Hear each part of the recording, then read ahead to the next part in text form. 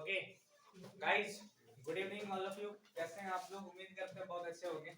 चलिए गाइस, अभी हम आज के टॉपिक को लेके आए हैं एक 12th क्लास का refraction of light. Ray optics का टॉपिक है रिफ्रैक्शन ऑफ लाइट। ठीक है, क्या होता है ये refraction of light? What do you mean by the refraction? बहुत ही इंपॉर्टेंट टॉपिक है, ध्यान से सुनिएगा सब कुछ। और रिफ्रैक्शन होता क्या है? What do you mean by refraction? Basically हमने इससे पहले जो टॉपिक पढ़ा था वो था रिफ्लेक्शन। क्या था जी? रिफ्लेक्शन। हमने देखा था कि जब कोई लाइट किसी रिफ्लेक्टिंग सरफेस पे अगर इंसिडेंट होता है किसी पर्टिकुलर एंगल ऑफ इंसिडेंस आई पे, किसके रिस्पेक्ट में? नॉर्मल के रिस्पेक्ट में, और उसी मीडियम में अगर लाइट वापस चली जाती है उसको हम लोग क्या कहते थे? रिफ्लेक्शन ऑफ लाइट कहते थे। क्या कहते थे? रिफ्लेक्शन ऑफ लाइट कहते थे। पर रिफ्रैक्शन क्या होता है? जब लाइट को एक मीडियम से दूसरे मीडियम में ट्रांसफर करने पे, क्या बोला हमने?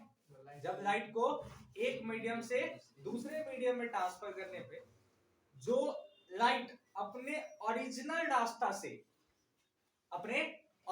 रास्ता से भटक जाता है, बेंड कर जाता है, मुड़ जाता है, उसको हम लोग क्या कहते हैं जी? रिफ्रैक्शन कहते हैं। क्या कहते हैं? उस लाइट का रिफ्रैक्शन कहते हैं। बेसिकली रिफ्रैक्शन ऑफ लाइट क्या है? जब लाइट एक मीडियम से दूसरे मीडियम में लाने, देखो यहाँ पे लाइट को हमने यहाँ पे इंसिडेंट कर दिया है ना, इंसिडेंट कर दिया। अब जो है इसको कहते हैं normal, that is the refracting surface. अब लाइट जो है इंसिडेंस हुआ आई पे, ये एक मीडियम है जिसका रिफ्रैक्टिव इंडेक्स n1 है। अभी हम मान लेते हैं ये क्या है जी? रेयर मीडियम है। कौन सा मीडियम है? रेयर मीडियम है। रेयर मीडियम है। और ये डेंसर मीडियम है। कौन सा मीडियम है? डेंसर मीडियम है। ठीक है, रेयर मीडियम का मतलब होता है विरल माध्यम, और डेंसर का मतलब होता है सघन माध्यम। आई बात समझ में? डेंस। तो जब लाइट को एक मीडियम से दूसरे मीडियम में, सर रेयर से डेंसर में जा रहे हैं, डेंसर से रेयर में भी जा सकते हैं, एब्सोल्युटली हाँ। ठीक है, तो लाइट को हम रेयर मीडियम से डेंसर मीडियम में लेके जा रहे हैं। तो जब लाइट रेयर मीडियम से डेंसर मीडियम की तरफ चलेगी तो लाइट क्या होता है जी? नॉर्मल के तरफ जो है आफ्टर द रिफ्रैक्शन जो है ये बेंड कर जाती है।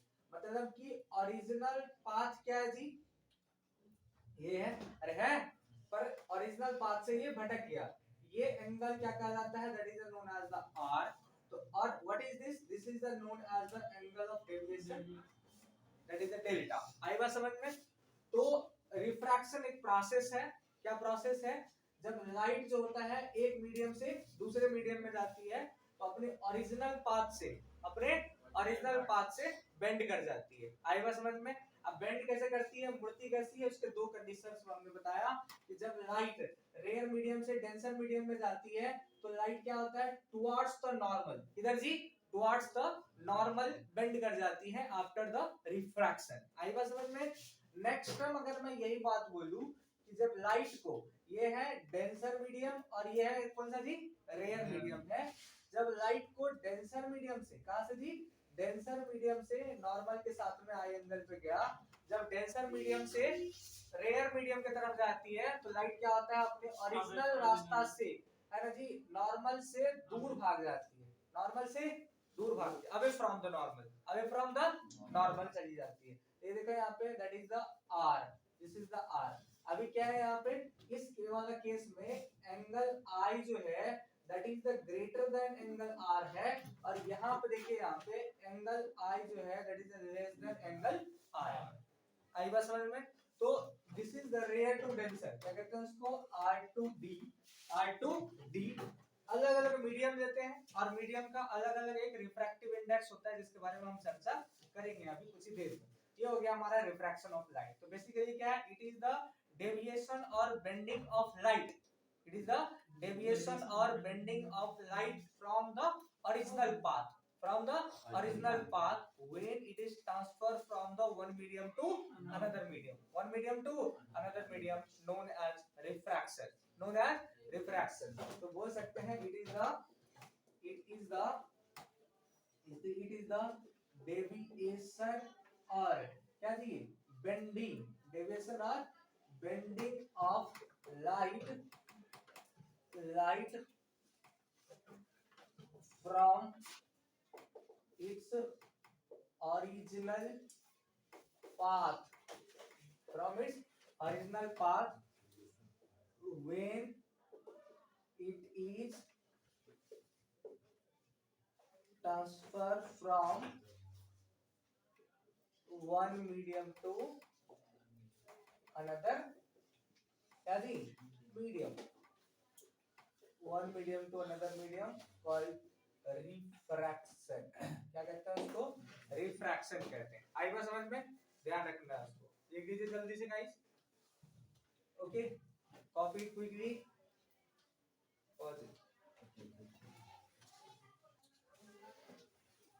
गाइस नेक्स्ट टॉपिक है refractive index.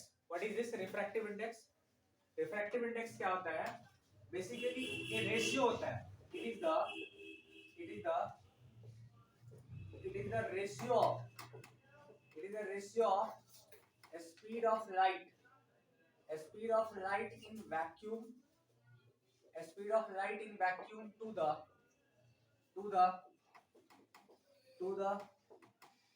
speed of light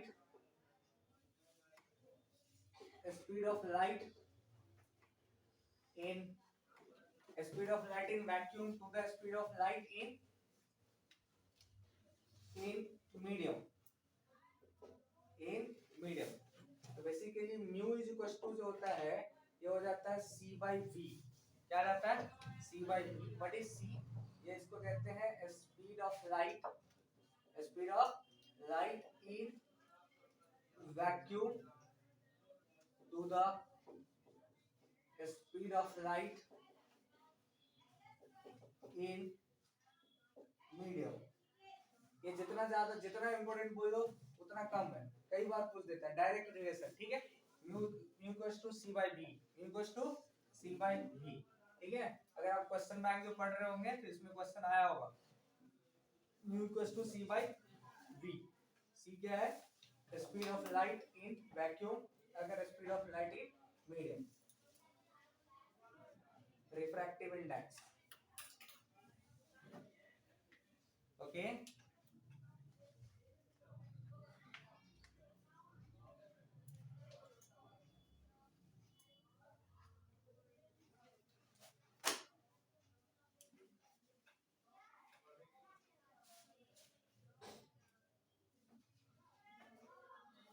so basically speed of light जो है रिफ्रैक्टिव इंडेक्स के इनवर्सली प्रोपोर्शनल है। क्या जी?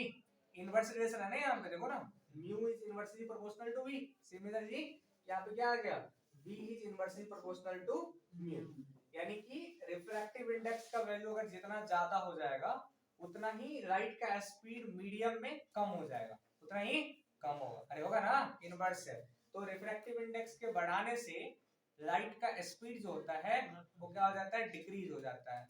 इसीलिए हम जानते भी हैं कि हवा में, वैक्यूम में लाइट का स्पीड कितना होता है? 3 × 10⁸ मीटर पर सेकंड, यानी कि 3 लाख किलोमीटर पर सेकंड होता है लाइट का स्पीड, होता है ना। बट वाटर में जाने से उसका स्पीड घट जाता है। अरे हैं, तो अलग अलग मीडियम के रिफ्रैक्टिव इंडेक्स अलग अलग होते हैं। तो for different medium refractive index is the different. आई बस समझ में? अलग अलग होता है। तो जैसे वाटर के लिए 4/3 होता है ना। क्या कहते हैं, कांच के लिए 2/5 होता है। अलग अलग होता है, और जो कि एग्जाम में उसके बारे में दे दिया रहेगा, और कुछ के लिए आपको याद भी रखना है। ठीक है, जैसे हम दिखा देंगे आपको कुछ डेटा, और उस बेसिस पे आपको याद रख के उसका आंसर लाना है। अभी हम लोग क्वेश्चन करेंगे इसके बारे में। ठीक है, तो ऐसा क्वेश्चन भी आता है कि find out the speed of light in water, जहाँ पे where refractive index of water is 4/3 है ना। देखो क्वेश्चन भी लिखो, इसमें लिखो क्वेश्चन, लिखो find the speed of light into water when refractive index of water जो है ऐसे दे दिया रहेगा, म्यू वाटर जो है वो कितना है जी? 4/3 है। ओके, क्या आंसर होगा इसका? लाइट जल्दी करो,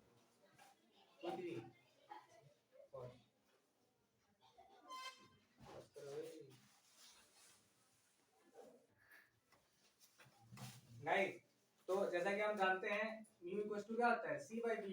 ये हो गया c speed of light in vacuum, speed of light in medium में। म्यू का वैल्यू गिवन है 4/3, ये हो जाएगा c by v। तो v इक्वल्स टू कितना हो गया 3/4c। तो बेसिकली यहां से हम लिख सकते हैं ये हो गया कितना 3/4 इनटू ये कितना हो गया 3 × 10⁻8 मीटर पर सेकंड। कितना हो गया ये हो गया 9/4 × 10⁻8 मीटर पर सेकंड। क्या हो जाएगा 4 दूना 8 डेसिमल तो 1 0 तो 4 दूना 8 8 4 5 6 20 इनटू कितना है 10⁻8 मीटर पर सेकंड। कितना आया था आप लोग का सही बट्टे में छोड़ दे और तारा 2.15 बोल रहे थे, भागो देने नहीं आता है क्या रे? ओके तो 2.25 गुने 10⁸8 मीटर पर सेकंड। देखो स्पीड बढ़ गया घट गया? अरे बढ़ गया घट गया? घट गया ना। वैक्यूम में कितना होता है 3 × 10⁸8 होता है, लेकिन जैसे ही वाटर में चला गया तो क्या हो गया स्पीड 2.25। देखो 2.5 लाख सॉरी 2,25,000 कितना थी 2,25,000। 3 लाख कहाँ पे था 1 सेकंड में, नहीं समझे? ये हो गया आपका 75,000 डिग्री हो गया इसका स्पीड। समझ रहे हो बात को? ऐसे निकाला जाता है। तो ये क्वेश्चन जनरली पूछा जाता है इस टाइप का बोर्ड में, ठीक है? Simple question. तो mu equals to c by v formula आपको याद रखना है हमेशा। आई बात समझ में? कोई दिक्कत वाली बात नहीं है। किसी भी मीडियम में रिफ्रैक्टिव इंडेक्स जो होता है गाइस, वो अगर निकालना हो, हेलो, किसी भी मीडियम का रिफ्रैक्टिव इंडेक्स अगर निकालना हो किसके रिस्पेक्ट में, मीडियम में वैक्यूम के रिस्पेक्ट में अगर निकालना हो तो एक फॉर्मूला होता है जिस फॉर्मूला से आप निकाल सकते हैं। क्या देखिए निकाल सकते हैं आप क्या जी? देखिए यहाँ पे refractive index of medium with respect to vacuum. किसके रिस्पेक्ट में? वैक्यूम के रिस्पेक्ट में। यानी कि रिफ्रैक्टिव इंडेक्स जो है ए मीडियम का किसके रिस्पेक्ट में जी? वैक्यूम के रिस्पेक्ट में। एक फार्मूला होता है that is the mu R into epsilon R. Mu R into epsilon R. इस फार्मूला से आप लोग निकाल सकते हैं। यानी कि ये फार्मूला रिफ्रैक्टिव इंडेक्स का ये फार्मूला है, यहां से आप निकाल सकते हैं। चलो ओके, कोई दिक्कत वाली बात नहीं होनी चाहिए। तो ये हो गया। तो what is this mu R? What is mu R? इसको क्या कहते हैं? Relative permeability. BILITY relative permeability of medium. Permeability होता है ना, और is epsilon R relative permittivity. Relative permittivity of medium. कोई दिक्कत वाली बात नहीं होनी चाहिए। एक बात ध्यान रखिएगा, मीडियम के चेंज होने से उसके फ्रीक्वेंसी में कोई चेंजेस नहीं होता है। लाइट के फ्रीक्वेंसी में चेंजेस नहीं होता है, ध्यान रखिएगा इस बात को। क्या जी? By changing the medium frequency of light remain same. तो एक मीडियम से दूसरे मीडियम में ट्रैवल करने पे स्पीड बदल सकता है, लाइट का वेवलेंथ बदल सकता है, पर फ्रीक्वेंसी में कोई चेंजेस नहीं होगा। अरे समझे बात को? तो एक मीडियम से bye changing the medium frequency remain same. देख सकते हो इस बात को भी, bye changing the medium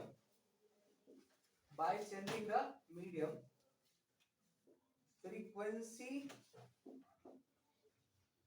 remaining same.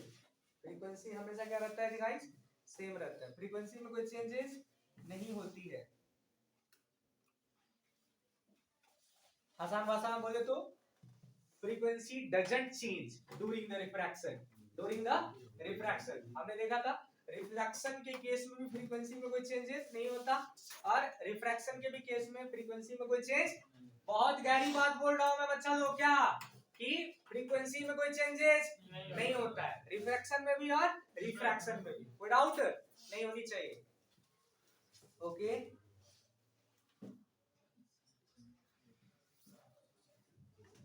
एक बात ध्यान रखिएगा, जितना ज्यादा डेंसर होगा, मीडियम जितना ज्यादा डेंसर होगा उसका रिफ्रैक्टिव इंडेक्स उतना ही ज्यादा होगा। क्या बोला हमने? जितना ज्यादा डेंसर होगा, जितना ज्यादा डेंसर होगा उतना ही ज्यादा रिफ्रैक्टिव इंडेक्स होगा। आई बात समझ में? ध्यान रखिएगा, तो जो जितना ज्यादा डेंस होगा, घना माध्यम जितना होगा उतना ही ज्यादा उसका रिफ्रैक्टिव इंडेक्स होगा। क्लियर है? ध्यान रखिएगा इस बात को। कुछ महत्वपूर्ण रिफ्रैक्टिव इंडेक्स है जो आपको याद रखने होते हैं। किसका जी? है ना, यहाँ पे दिख रहा है नहीं था गाइस? यहाँ पे क्या जी? इम्पोर्टेंट रिफ्रैक्टिव इंडेक्स, ठीक है? क्या जी? जैसे कि एन, एक अलग अलग मीडियम में एन जो होता है, जैसे कि रिफ्रैक्टिव इंडेक्स को हम एन से भी डिनोट करते हैं, कभी म्यू से करते हैं, कभी एन से भी करते हैं, कोई दिक्कत वाली बात नहीं है। तो एन जो होता है, जैसे कि वैक्यूम है, एन वैक्यूम का हमेशा कितना होता है? 1। पर एन एयर जो है ना, air that is greater then और इक्वल टू 1 होता है। कितना होता है? Greater than. अगर ऑप्शन दिया रहेगा, सुनो बहुत ही खूबसूरत बात मैं क्या बोल रहा हूं मैं यहाँ पे, एयर का जो रिफ्रैक्टिव इंडेक्स है, अगर क्वेश्चन में दिया रहेगा क्या ऑप्शन नंबर 1 में क्या कि रिफ्रैक्टिव इंडेक्स ऑफ एयर अगर क्वेश्चन है और ये दिया रहेगा आपका पहला इक्वल टू 1, क्या जी? पहला ऑप्शन है इक्वल टू 1, दूसरा ऑप्शन है लेस देन 1, तीसरा ऑप्शन है ग्रेटर देन 1, अरे बोल, और चौथा ऑप्शन है ग्रेटर देन इक्वल टू 1। तो कौन सा ऑप्शन लगाएंगे? कौन सा ऑप्शन लगाएंगे? 4 लगाएं। अगर ये ऐसा नहीं होता है तब n इक्वल टू 1 लगाएंगे। अरे समझे? अरे बोल रहे यार, क्वेश्चन समझ में आ गया?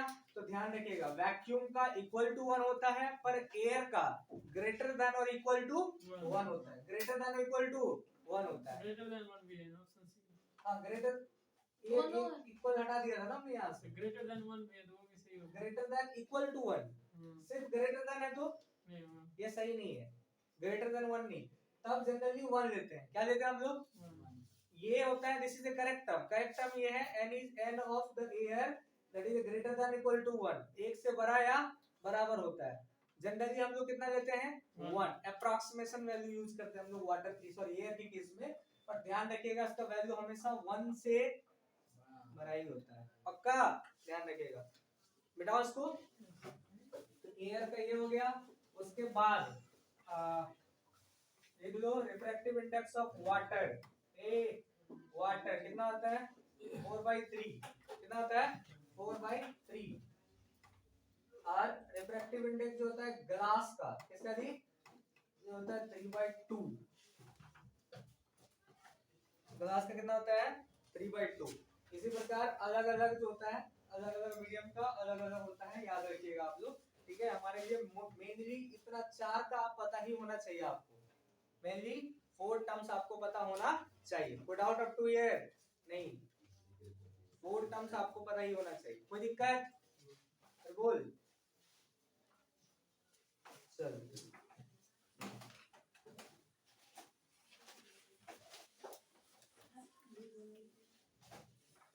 फोर टर्म्स आपको पता होना चाहिए, कितना वैल्यू आपको पता होना चाहिए। मिटाओ गाइस। चलिए अभी जो हम पढ़ने जा रहे हैं नेक्स्ट टर्म है हमारा, ठीक है जी, law of refraction. Law of refraction, keep heading law of refraction. Heading दीजिए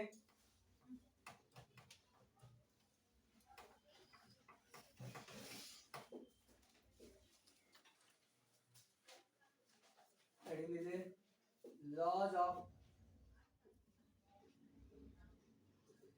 refraction. Laws of refraction, refraction का क्या क्या नियम होता है? लॉज ऑफ रिफ्रैक्शन, जैसे हमने लॉ ऑफ रिफ्लेक्शन पढ़ा था, 2 नियम पढ़े थे उसमें। हमने क्या पढ़ा था जी?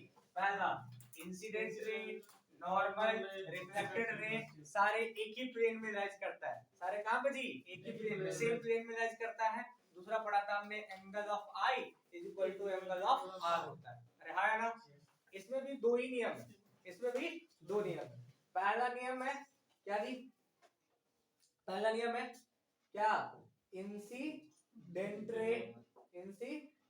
रे नॉर्मल एंड क्या जी रिफ्रैक्टिव, क्या कहते हैं उसको, या रिफ्रैक्टेड, क्या कहते हैं उसको, रिफ्रैक्टेड रे लाइज इन कहां पे जी, same plane, lies in same plane. अभी पढ़े थे ना, अरे बोलना यार, इंसिडेंट ये क्या हो गया, रिफ्रैक्टेड, ये सारे के सारे क्या हो गया, that is the incident I, this is the normal and this is the refracted रे। कोई डाउट वाली बात नहीं होनी चाहिए यहाँ पे। This is angle I, this is angle R, तो सारे के सारे किधर लाइज, कहां पे लाइज करता है, सेम प्लेन में। कहां पे लाइज करता है, सेम प्लेन में। पर पिछला वाला जो केस था उसमें कि angle of I is equal to angle of R, यहाँ पे नहीं है, बदलते मीडियम के साथ में एंगल चेंज हो जाता है। अरे बोलना यार, बदलते मीडियम के साथ में एंगल चेंज हो जाता है। अगर वो मान लो डेंसर सॉरी रेयर से डेंसर में जा रहा है तो एंगल ऑफ इंसिडेंस ग्रेटर है then compare to the angle of refraction, अरे हाँ है ना। पर अगर डेंसर से रेयर में चला जाए तो एंगल ऑफ इंसिडेंस क्या हो जाएगा, छोटा हो जाएगा एंगल ऑफ रिफ्रैक्शन से, तो ये नियम तो काम करेगा नहीं। अरे बोलो, और भी अगर दूसरा और भी रिफ्रैक्शन पढ़ेंगे हम लोग, अलग अलग रिफ्रैक्शन पढ़ेंगे, जैसे टोटल इंटरनल रिफ्रैक्शन पढ़ेंगे, मीडियम के चेंज होने से, लाइट के बेंड करने से, प्रिज्म के डालने से एंगल जो है चेंजेस होते रहता है। तो ये वाला नियम तो काम कांस्टेंट है नहीं, तो दूसरा नियम इसमें आ जाता है, दैट इज स्नेल्स लॉ। क्या जी, स्नेल्स लॉ, आप लोग बचपन में पढ़े भी होंगे, 9th 10th क्लास में जब आप पढ़े होंगे तो, ठीक है। That is the second law is the Snell's law. क्या जी, स्नेल्स लॉ कहते हैं उसको। देखिए जी दूसरा,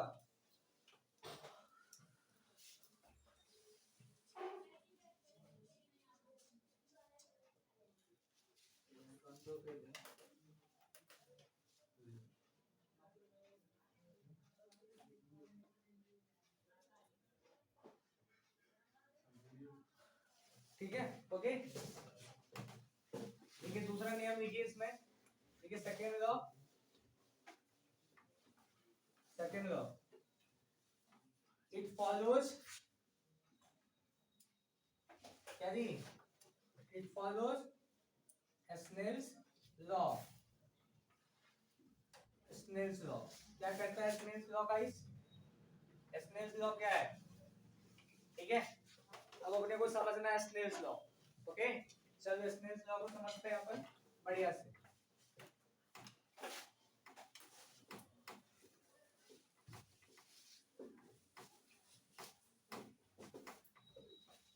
स्नेल्स लॉ को समझते हैं अपन।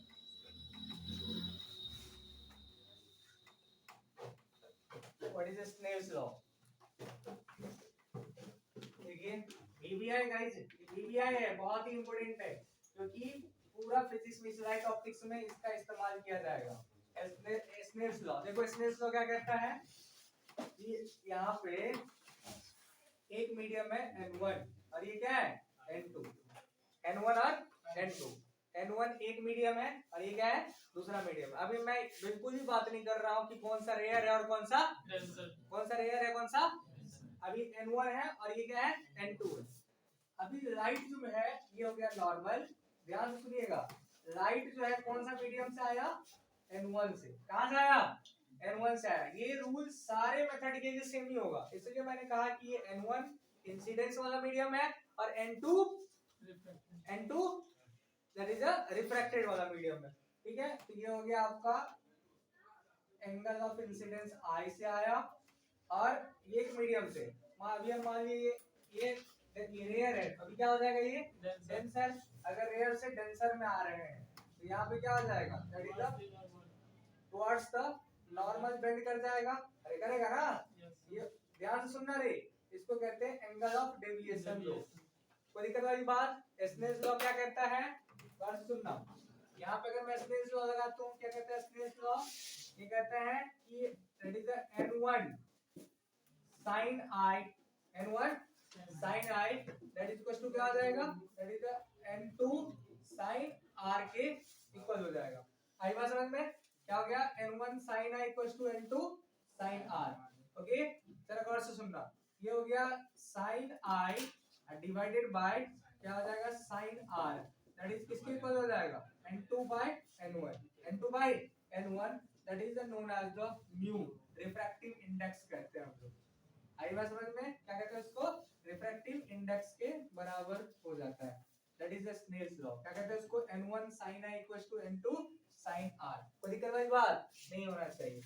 हो गया आपका, that is equals to the rule number 2, Snell's law को फॉलो करता है। ठीक है, तो कहने का मतलब क्या कह सकते हैं कि sine I by sine R का जो वैल्यू होता है ये क्या होता है, हमेशा कांस्टेंट होता है। क्या होता है जी, कांस्टेंट होता है हमेशा। क्या होगा, कांस्टेंट होगा किसी भी मीडियम में। सेकंड लॉ, स्नेल्स लॉ यही कहते हैं, म्यू। ये हो गया रिफ्रैक्टिव इंडेक्स। ठीक है, अच्छा इसको पढ़ते कैसे, एग्जाम में क्वेश्चन आता है गाइस, ध्यान से सुनिएगा। इसको पढ़ते हैं म्यू 2 1, क्या पढ़ते हैं उसको, ये देखो ना, म्यू 2 1 बराबर क्या आ गया, that is the n2 by n1। क्या आ गया, n2 by n1। इसको क्या पढ़ते हैं, refractive index of second medium with respect to first medium. ये जो पीछे वाला है उसके रिस्पेक्ट में, अरे बोल, refractive index of second medium with respect to first medium, यानी कि जो यहाँ पे है ना उसको डिवाइड कर देना है किससे, पीछे वाला से। अरे हाँ ना, अगर मैं यही लिखूं दैट इज द म्यू 1 2, अगर मैं लिखता हूं तो बताओ क्या आ जाएगा, ये हो जाएगा n1 by n2। कोई डाउट वाली बात नहीं होना चाहिए। इसको क्या पढ़ते हैं, इसको पढ़ते हैं refractive index of second medium, refractive index of second medium with respect to क्या जी, फर्स्ट मीडियम। ये बात समझ में आ गया सबको। इसी प्रकार यहाँ पे क्या हो जाएगा, refractive index of first medium with respect to second medium. अगर ये बहुत बार पूछा हुआ है बोर्ड में, है बोर्ड मॉडल है ये, बोर्ड मॉडल। ठीक है, ध्यान रखिएगा। ये हो गया with respect to second medium. अगर मैं आपसे पूछूं गाइस, हेलो हेलो हेलो, अगर मैं आपसे पूछूं कि बताओ म्यू जी वाटर, क्या आ जाएगा बताओ, क्या आ जाएगा, म्यू जी बाय वाटर कितना आ जाएगा, ये हो जाएगा that is the refractive index of the glass with respect to refractive index of water. अरे होगा पक्का। अगर मैं पूछूं म्यू वाटर जी, यानी कि refractive index of water divided by जी, पक्का। अरे बोल एन जी, कोई डाउट वाली बात नहीं होनी चाहिए, याद रहेगा।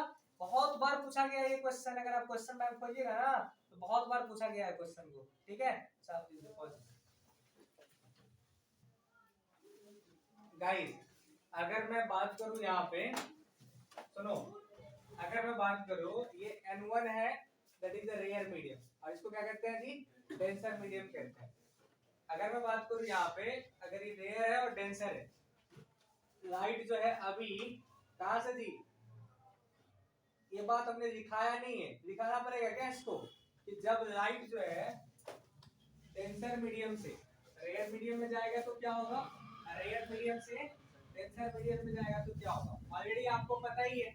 अरे है ना, जब विरल माध्यम से सघन माध्यम में जाता है तो अभिलंब की तरफ मुड़ जाता है। अरे बोल, और जब सघन माध्यम से विरल माध्यम में जाता है तो क्या आ जाता है, अभिलंब से दूर भाग जाता है। इट मींस जब रेयर से डेंसर में जाता है तो टुवर्ड्स नॉर्मल चला जाता है। अरे बोल रहा, और जब डेंसर टू रेयर जाता है तो अवे फ्रॉम द नॉर्मल चला जाता है। अब देखिए यहाँ पे स्नेल्स लॉ में बार बार कह रहा हूँ, रट्टा मत मारना कभी जीवन में।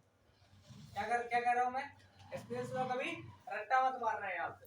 ये हो गया एंगल ऑफ इंसिडेंस आई। अरे बोल, और ये क्या हो गया, दैट इज द आर। ये हो गया आर, यहाँ पे हुआ कि नहीं हुआ। अगर मैं यहाँ पे स्नेल्स लॉ लगाऊं तो क्या हो जाएगा बताओ, लगाओ यहाँ पे स्नेल्स लॉ, तो कहां से कहां को जा रहा है, तो Snell's law that is the n2 sin i, क्या आ जाएगा, n2 sin i बराबर क्या आ जाएगा, क्या बोला हमने, that is the n1 sin r, n1 sin r। तो क्या हो जाएगा, अगर मैं बोलूं तो sin i by sin r that is equal to क्या हो गया, n1 by n2, n1 by n2। इसी को कहते हैं रिफ्रैक्टिव इंडेक्स। अरे बोल, हमने कहा भी था कहां को कहां से, कहां को कहां से, कहां को मतलब देखो किधर जा रहा है, n1 में, कहां से मतलब देखो यहाँ पे, अरे वही चीज है ना, दैट इज द, ये हो गया 1 2, क्या हो गया 1 2, कहां को कहां से। तो ट्रिक जो हो गया अपने पास में, यहाँ से याद रखना क्या ट्रिक है जी, ट्रिक क्या हो गया, म्यू जो है क्या रेशियो हो जाएगा, क्या जी, कहां को, अरे बोल, डिवाइडेड बाय कहां से, कहां को डिवाइडेड बाय कहां से। ये ट्रिक को याद रखिएगा। तो कहां को, अभी देखिए इस केस में D2R वाले केस में डेंसर से रेयर वाले केस में क्या आ जाएगा जी, that is the n1 by n2। पर रेयर से डेंसर वाले केस में क्या आ जाएगा, n2 by n1। कोई डाउट वाली बात नहीं होगा, याद रखिएगा इस बात को। तो यहाँ से यही चीज याद रखिएगा, आगे पीछे में इसके रिस्पेक्ट में, पक्का। Yes sir. छाप दीजिए इस बात को। तो ट्रिक को भी लिख लो गाइस, कहाँ को डिवाइडेड बाय कहाँ से, कहाँ को डिवाइडेड बाय कहाँ से। तो स्नेल्स लॉ कहीं में रट्टा नहीं मार रहा है। कोई बच्चा बोल रहा है कि ये n1 sin i बराबर n2 sin r, गलत बोल रहा है, सिर्फ वही नहीं होगा।